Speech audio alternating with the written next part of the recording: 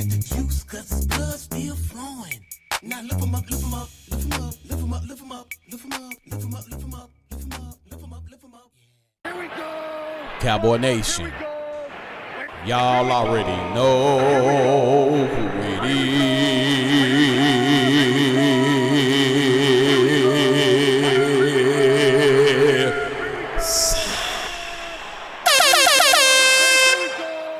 Cowboy Nation, I'm glad that we off them beans and baloney. Jerry Jones then made a move before the trade deadline, and also our defense is getting healthy, so we look good in week 11 as we get ready to go into week 12, baby.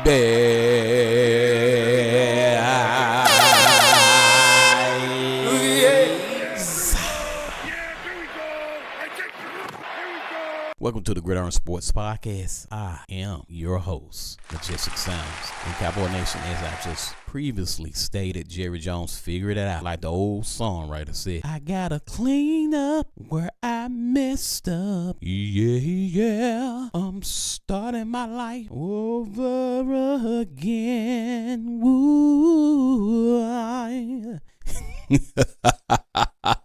What's your point? What's your point? My point is, Jerry Jones, you finally admitted the fact that you messed up by trading key players, notably Michael Parsons. The good part is you used the draft picks right now. Somebody help me say right now instead of waiting until next year's draft. Sometimes you got to use your brain other than the hat rack. So Jerry Jones and Stephen Jones and Will McClay, to a degree, the front office put their thinking caps on and brought in Quentin Williams, Logan Wilson, and right around the same time, the defense decides to get healthy. So we got a whole lot of defensive players back, and that's a good thing for us going into week 12 against the Philadelphia Eagles. They are flying high.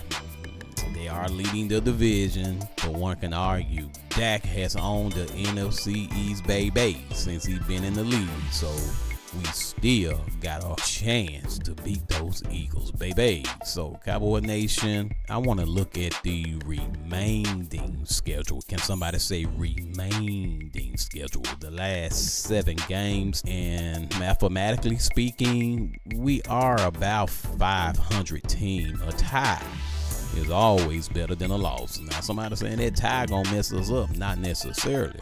A tie is always better than a loss, baby. So presently speaking, we are a 500 team, and that's going to benefit us at some point. Now, we need some teams to lose in order to have a shot if you look at the schedule. Now, let's look at what we have, and then we'll look at some other teams too. But let's look at us and what we have going on. Next for us, as I just stated, the Philadelphia Eagles. After that, it's going to be a challenge as well. Kansas City Chiefs game on Thanksgiving. And then we have the Detroit Lions. There ain't nothing to sneeze at. Then we have the Vikings. They're sneaky good. The Chargers. We can get the Chargers, in my humble opinion. I think we can get the Vikings. I think we can get the Chargers. And of course, the Commanders. Is hard to beat the same team twice, but they have been losing lately. They on a losing streak. I think it's a 6-game losing streak. And then of course, the Giants. The Giants are actually better than their record. So those are the last 7 games. Of course, is to be decided here January the 4th. And I will tell you the dates. Of course, this coming Sunday on the 23rd, and then Thanksgiving on the 27th, and then Thursday. We got a lot of Thursday night games. Thursday, December 4th, December 14th, December 21st, December 25th, which is a Christmas game. So we do have a lot of Thursday night games, and that's cool. That's just the gift and the curse of being the Dallas Cowboys. You own the primetime slots, and everybody want to beat you while the whole world is watching. Everybody want to beat you down.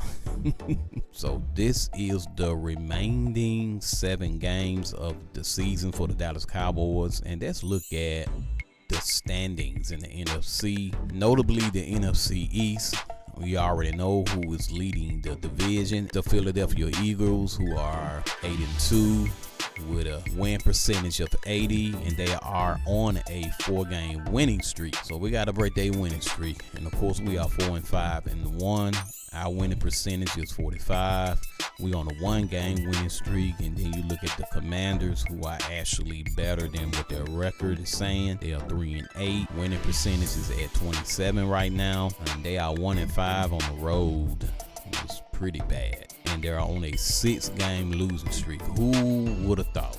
Them folks are on a 6-game losing streak, and then you got the Giants, who are actually better than their record as well. They are 2-9, only a 18% winning percentage, which is crazy to me. And they can't win on the road at all. They are 0-6, and they on a 5-game losing streak. A lot of their games, they are losing right at the end. So most of the games they play, they are in it, and they just end up losing at the end. So mathematically speaking, they are out of the playoffs. Mathematically speaking, the Commanders are out of the playoffs. We do have to play these two teams, so we really gonna have to be careful and make sure they don't knock us out of playoff contention. Of course, the NFC North, baby. Who would have thought? The Chicago Bears. Honestly, I seen it coming. I actually seen it coming. I knew they was going to be good this year. It's only a matter of time with the roster they have, and now they have a guru play calling head coach in Ben Johnson,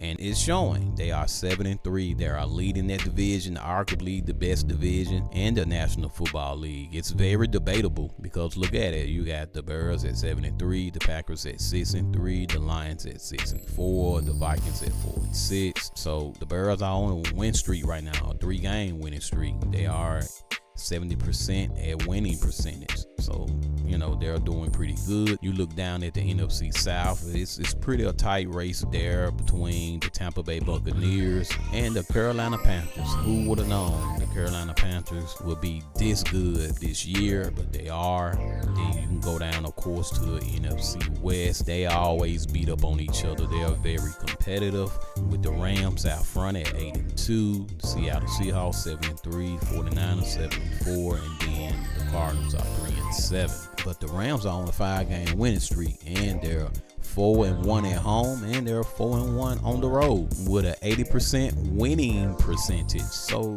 the Rams are hot right now. I would not want to play them right now. I'm glad they're not on our schedule. So that is the NFC East, and just the whole NFC conference as a whole, and what the standings look like in each division. And Cowboy Nation, mathematically speaking, we still have a shot. So I can honestly tell you at the moment we can lose 1 game, but that's about it in my humble opinion. That Thanksgiving game, these next 2 games are going to be really crucial for us. We need to win both of those games. That Kansas City game going to be really difficult. The good part about that game is that we are at home, and we're pretty decent at home. Let me go back and see what our record is at home. I think we're 3-1 at home. Let's make sure of that though. We are 2-1 at home and 2-4 on the road. We're horrible on the road. Shock, we won in Las Vegas this past week in week 11. And of course, we was coming off a bye week, so everyone was pretty much well rested and arguably still grieving about our boy Marshawn Kneeland. And we are 2-1 at home. I can go with that. That's pretty cool, and that gives us at least a shot against the Philadelphia Eagles and on Thanksgiving against the Kansas City Chiefs. So I'm motivated. I'm encouraged with the moves that we have made. I think we'll be okay, Cowboy Nation. And the defense is healthy. That is a major plus. The defense is healthy. Now, how good they are, only time will tell. In the words of Master P, baby, only time will tell. And, you know, playing the Eagles, that's a real good test to see what our defense are made of. The only major 2 people that are still out is Josh Butler and Wanye Thomas. Wanye Thomas been having migraines, so I don't know what he's got going on with the migraine situation. Hopefully he can get those migraines under control so he can get back out there on the field. But Malik Hooker, one of the better safeties in the National Football League, he's back and he played pretty good. He made some timely plays against the Las Vegas Raiders this past week. So I'm optimistic. I would say that. I am optimistic about our defense. Our secondary is getting healthy. Now Trayvon Diggs is also still out. So he's working his way back. According to the coaching staff, he's on schedule with working his way back. Of course, Josh Butler as well. He's on schedule working his way back. All right, Cowboy Nation. So that's pretty much all I have for you today as we get ready to go into week 12. We're dedicating the rest of the year to the late Marshawn Kneeland. He will not be forgotten. And so the Cowboys need to come out strong and play with the intensity and sense of urgency they played with against the Las Vegas Raiders on the road this past week on Monday Night Football. If we can carry that, somebody said bottle that up and carry it back home with you, surely we can come out with a victory against the Philadelphia Eagles. This is a rivalry game. So let's go ahead and show Philly what we made of, and let's stay in the playoff hunt. All right, Cowboy Nation, that's my time, and I truly thank you for your time. Remember, sharing is caring. Y'all share this content. Give us the thumbs up. Share with a neighbor. Share with a coworker. Share with a friend.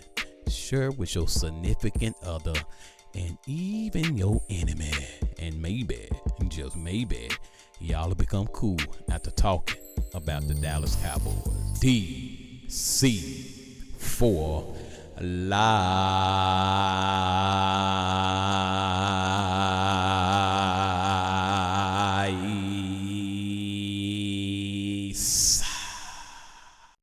Are you not entertained?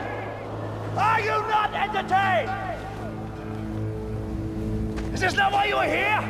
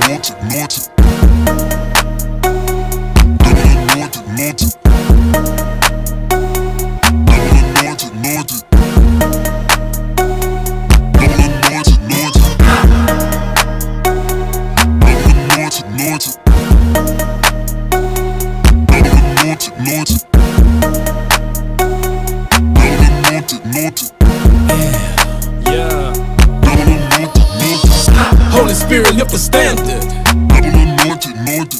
Greater is He in me. He anointed my head. Made my cup runneth over. Any weapon formed against me, ain't no way it could prosper. He that dwells in His secret place shall abide in His shadow.